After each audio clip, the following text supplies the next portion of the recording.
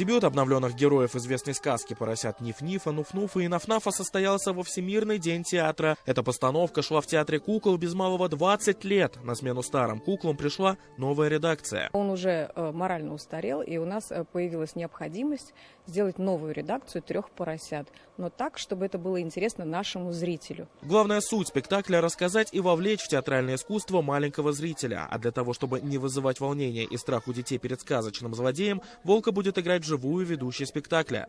Я, как ведущий, прямо перед детьми переодеваюсь в своего персонажа, Волка, дабы чтобы не испугались дети, и чтобы они понимали, что это некое перевоплощение идет прямо у них на глазах. Спектакль «Три поросенка» поставила заслуженная артистка Башкортостана Виктория Щербакова. А для оформления актриса обратилась к главному художнику театра кукол, заслуженному работнику культуры республики Андрею Волкову. Именно он придумал для этой постановки выдвигающиеся, складывающиеся декорации.